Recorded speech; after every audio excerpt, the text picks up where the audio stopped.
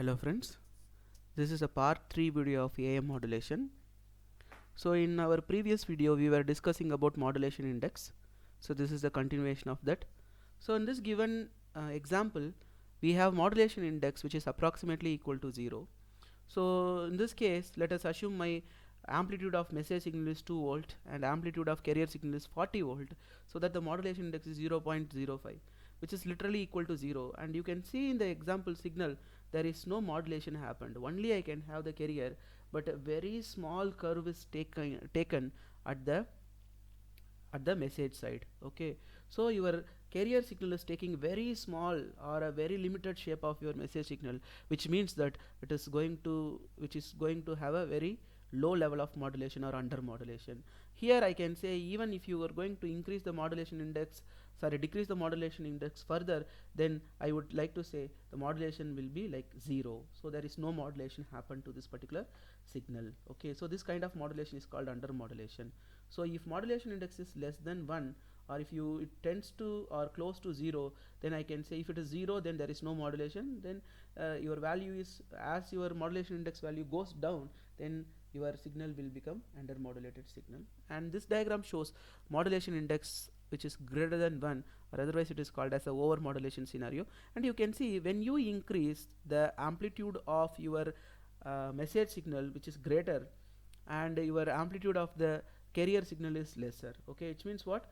You are actually increasing the amplitude of your message and carrier takes a lesser voltage levels, means it is going to form a side lobe between two main lobes of your original AM signal. And you can see in this diagram, this mini side lobe is going to cause interference to your signal.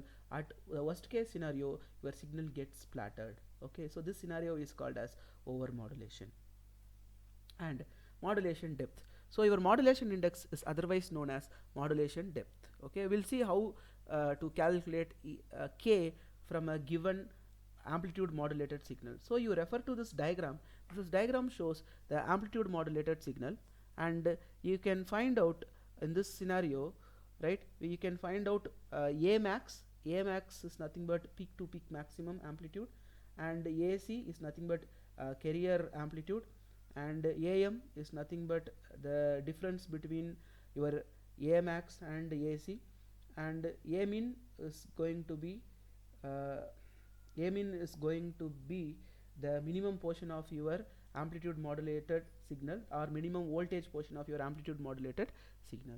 So we already know the relationship of modulation index K, or otherwise this K can be replaced with M. Okay, so K is nothing but AM divided by AC. AM is nothing but amplitude of your message divided by amplitude of your carrier.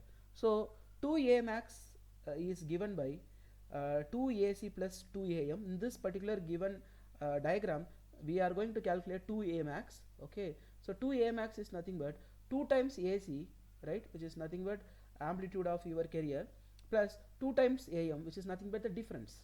Okay, and similarly 2 A min is nothing but 2 times AC minus 2 times AM.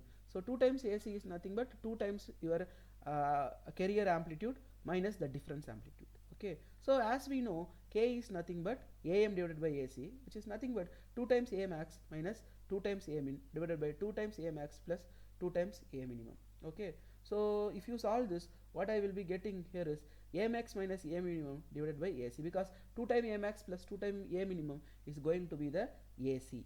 Okay, 2 times A max plus 2 times A minimum is going to be your entire carrier amplitude, which is nothing but given as AC.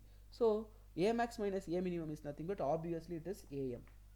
Okay, so K is given by AM divided by AC. So K is called as modulation depth, and it is a parameter, or which is the ratio between amplitude of message divided by amplitude of the carrier. So this parameter determines lot of things throughout this particular unit. Modulation index or modulation depth is the parameter which is to be noted, and lot of questions will be arised in university's perspective, as well as in public examinations and government examinations. Under communication, you'll be getting lot of questions under modulation index when it comes to modulation. Now we'll see what is the percentage of modulation. Okay, high percentage of modulation. See, when I want to send a AM signal, so the practical aspect of sending signal, is to have at least a modulation close to 100%. So it is always best to choose modulation index or k equal to 1 or k equal to greater than 1. Okay, so in such cases we may get ideal modulation, or at least some modulation scheme, at least a modulation which is close to ideal scenario. So in real time, if I get modulation which is 90% to 100%, then I can say that you know what, like my system functions all good. Okay, so that when you transmit a modulated or AM modulated signal from the sender side, the receiver may get the signal without any fading or without any weakness in the signal. Okay, so the sideband contains the information and having maximum power of 100% modulation. So yes, the sideband is going to have 100% of maximum power if and only if you have k equal to 1 or k should be little greater than 1. Okay, so next one is power of the total transmission, or PT. The total transmitted power is nothing but PC into 1 plus k square divided by 2. PC is nothing but carrier power. Okay, so this is another important equation or formula to be noted down. So total power, based on power also we will be getting a lot of questions.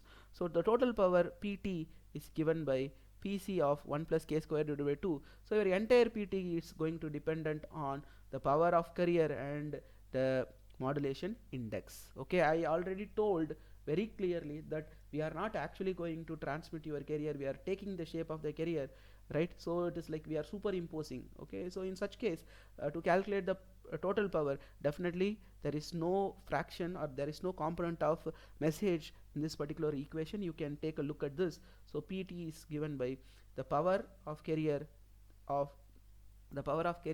and it is a component of your modulation index. Okay, so this is another useful information or another useful equation, you have to note it down. Okay, and yes, that's it guys. So example, there are some examples are left, and we are going to discuss about the demodulation of AM signals in the later video. Okay, so the summary, yes, so we have discussed about modulation index and amplitude modulation, and modulation depth we have discussed, and some power equations we have discussed, and what is your double sideband full carrier modulation or otherwise a normal AM modulation. This is what we have discussed, and we have discussed about the time domain representation of AM signal and frequency domain representation of AM signal. Okay, probably in the next class we are going to discuss about again the aspects like other aspects like phasor diagram and demodulation schemes of double sideband AM and single sideband AM and vestigial sideband AM, and there are other schemes of analog modulations FM and PM.